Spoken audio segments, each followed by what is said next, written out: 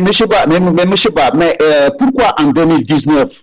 En 2019, la Guinée, le gouvernement guinéen, les autorités guinéennes sont toujours à ce niveau d'interdire, comme vous l'avez dit, d'interdire des manifestations ou bien, faire la langue du bois par rapport, disons, à une loi constitutionnelle. Mais pourquoi cela? Voilà, selon vous.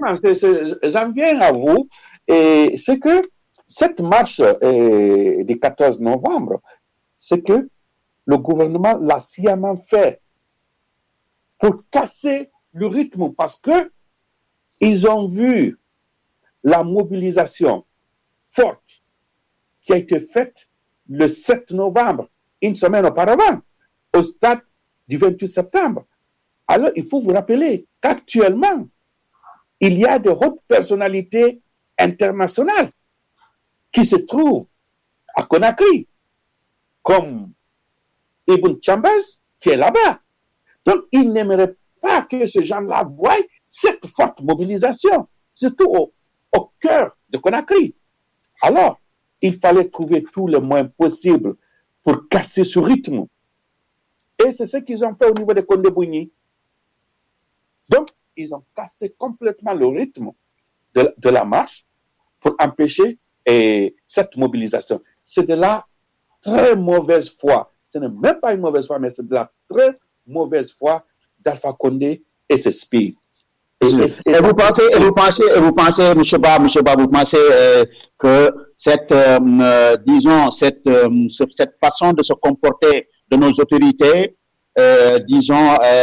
fera en sorte que, ils vont essayer de freiner l'élan du FNDC? Oh, je dirais non. Il faut savoir aujourd'hui, le FNDC est devenu un état d'esprit. Vous allez voir, à la prochaine marche, le nombre de marchants, le nombre de manifestants ne fera qu'augmenter. Parce que, rappelez-vous bien, ceux qui n'ont pas sorti, ceux qui ne sont pas sortis, du moins je m'excuse, les dernières marches ont été aussi victimes. Malgré qu'ils sont restés dans leur maison, les balles sont venues tomber, les trouver dans leur maison. Certains, ils étaient dans les toilettes. On a vu ce jeune qu'on a abattu alors qu'ils sortaient de la toilette. Mais qu'est-ce que les gens vont se dire? Mais si nous restons attirés dans nos maisons, ils vont venir nous trouver. Alors le mieux, c'est de sortir. Au moins. Donc, le FNDC ne reculera pas. Okay. Le mouvement de FNDC ne fera que prendre d'envergure davantage. C'est sûr, M. Ba, que effectivement, le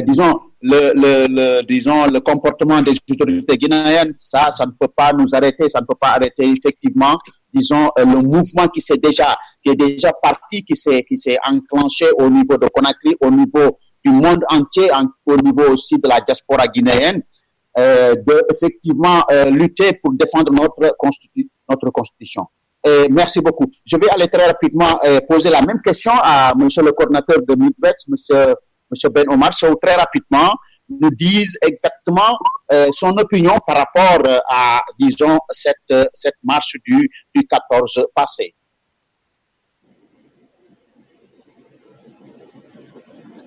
Monsieur Ben, vous êtes en ligne, vous m'entendez?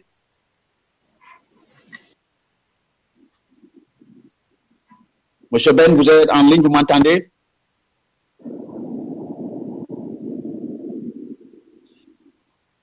Ok, je retourne aussi à monsieur Mamadou Ba Talibé. Effectivement, j'ai bien entendu ce que vous m'avez dit sur, ce que vous pensez sur, la marche passée. Sur la marche passée. Donc, ce que j'ai compris, c'est qu'au niveau effectivement des militants de FNDC, aux militants de pratiquement la population guinéenne, la prochaine sortie, effectivement, ils seront en masse aussi pour dénoncer le projet machiavélique et aussi le projet satanique de Alpha Condé de changer notre constitution. Mais très rapidement, M. Ba, Vous pouvez me rappeler, par exemple, pourquoi Alpha Condé ne peut pas changer la Constitution, s'il vous plaît? Voilà. Une très bonne question, Monsieur Diallo. Et ce n'est pas parce que Alpha Condé ne peut pas changer la Constitution, mais c'est que le problème, il est possible qu'on modifie, qu'on amende la Constitution. Il n'est pas interdit de modifier la Constitution. Vous voyez? Ok, il n'est pas interdit de modifier la Constitution. Il n'est pas interdit de modifier. Ok, d'accord. Mais pourquoi lui, il veut changer maintenant la Constitution? Voilà. Pourquoi lui, il ne va pas modifier la Constitution? Le problème qu'il y a, ce que Alpha Condé oublie, cette Constitution du mois de mai de 2010, c'est une Constitution qui avait été faite par le CNT, le Conseil national de la transition. Et ce CNT comprenait des représentants des partis politiques, de la société civile, de la société syndicale, des avocats, des hommes de métier. Donc, c'est la Guinée qui était réunie, des Guinéens de l'extérieur. Vous vous souvenez, on avait envoyé des représentants des États-Unis, de l'Europe, de l'Afrique. Donc, c'est la Guinée qui s'était réunie et que cette constitution a été mise en place. Donc, vous voulez dire qu'il y avait toutes les couches de la société guinéenne qui se sont retrouvées, disons, pour se mettre d'accord sur une constitution. C'est ça que vous voulez dire, M. Ba? Exactement. Et c'est vrai. Et les Guinéens individuellement pris n'avaient pas voté, c'est-à-dire qu'il n'y avait pas eu un référendum, mais on avait tous des représentants au sein de ce CNT. Alors, cette constitution sur laquelle, ce que je vous dis là est très important, cette constitution sur laquelle a juré de respecter et de faire respecter le professeur Alpha Condé 2 fois, en 2010 et en 2015. Alors, sur cette constitution, il y a 2 articles que je vais essayer de rappeler ici, qui sont très importants. Je pense bien c'est l'article 27 et l'article 152. L'article 27 nous dit que le président de la République est élu au suffrage universel direct. Sa durée de mandat est de 5 ans qu'on ne peut renouveler qu'une seule fois. Très important.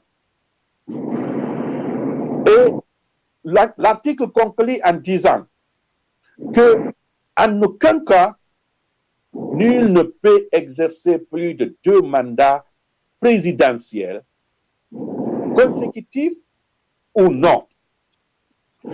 Alors, on revoit l'autre article dans la même constitution sur laquelle il a juré. Et si je me souviens bien, c'est l'article 152. 154. 154 plutôt, voilà. Voilà, c'est dans la lignée de l'article 152 à 154. Oui, effectivement. Oui. Cet article 154 nous enseigne quoi? Que la forme républicaine de l'État, le principe de laïcité, le principe de l'unicité de l'État, le principe de séparation et de l'équilibre de pouvoir, le pluralisme politique et syndical, le nombre et la durée de mandat du président de la République ne peuvent faire objet d'une révision. Alors, qu'est-ce que ça nous rappelle ici? Les Guinéens qui se sont retrouvés en 2010 ont pensé à verrouiller complètement ces 2 articles-là. Parce qu'ils savaient, c'est comme s'ils savaient, parce que c'est le vent du moment dans les pays africains, dans les pays du tiers-monde, le changement de constitution à ma propre faveur, c'est-à-dire à la propre faveur de la personne qui dirige actuellement. Alors, c'est cette tactique que ces gens avaient compris, et voilà aujourd'hui, la vérité se manifeste avec le professeur Alpha Condé.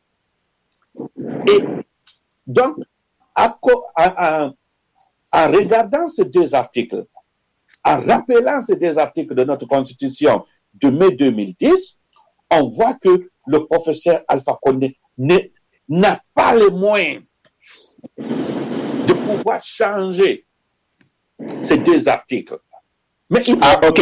Si je comprends bien, monsieur Ba Talibé, vous voulez me dire effectivement, vous avez bien expliqué que Alpha Condé, avec la constitution de 2010 qui a été confectionnée par l'ensemble des couches sociales de la Guinée, alors il y a deux articles qui sont là-bas, l'article 127 et l'article 27 et l'article 154. Ces deux articles-là, disons, interdisent Alpha Condé aujourd'hui de changer ou bien de faire quoi que ce soit pour être encore président de la Guinée. C'est comme ça. Donc, avec cette constitution-là, Alpha Condé ne peut plus être président de la Guinée, si je comprends bien, c'est ça que vous voulez dire?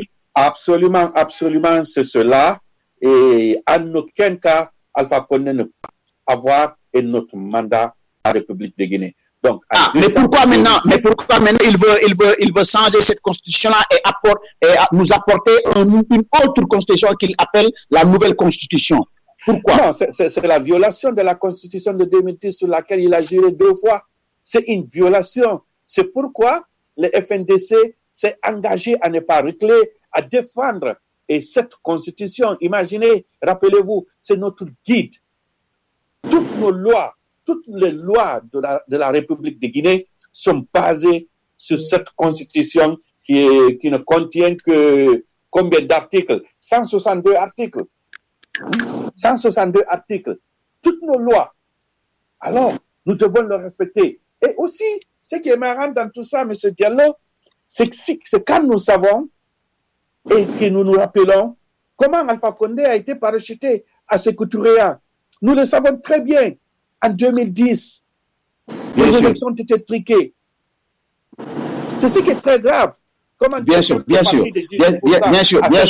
Ba. Au deuxième tour. Bien sûr, nous allons, je vais revenir à vous, M. Ba, mais j'ai l'impression qu'il y a Abdou Karim Diallo qui est en ligne.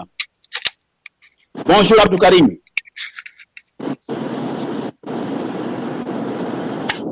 Abdou Karim, bonjour.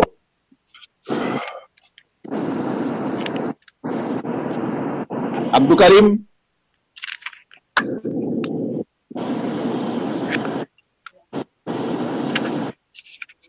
Si. Abdou Karim, nous avons un peu de problème. Monsieur, je pense qu'il est avec son micro.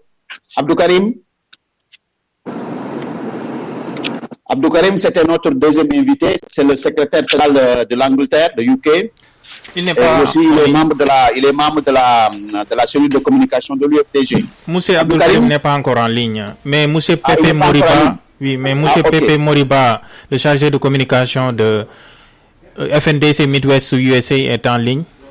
Ah, ok, le chargé de communication. Oui. Monsieur Moriba. Oui. Oui, bonjour tout le monde. Bonjour.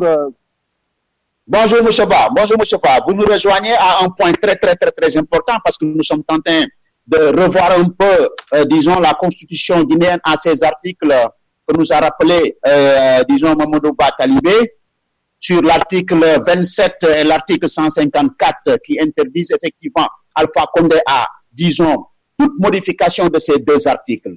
Alors, nous avons compris aujourd'hui, effectivement, et nous voulons faire comprendre ça, insister très rapidement par rapport, disons, à ces deux articles-là, que Alpha Condé, en aucune façon, ne peut pas changer ces deux articles. Il peut modifier tout ce qu'il veut dans la Constitution, à part ces deux articles-là.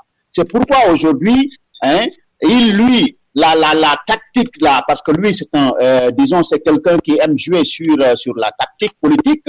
Donc, lui, il veut, disons, dire que, comme l'a rappelé M. Batalibé, la constitution avec laquelle il a juré 2 fois, 2010 et 2015, dire que cette constitution, ça ne va pas bien, pour faire comprendre à tout le monde ce que nous voulons dire, avec des mots très simples, que c'est pas bon cette constitution-là, il faut amener une nouvelle constitution. Comme ça, avec cette nouvelle constitution, il va changer, disons, l'article 27 et l'article 154 ne seront plus dans cette constitution, ce qui lui permettra, disons, d'être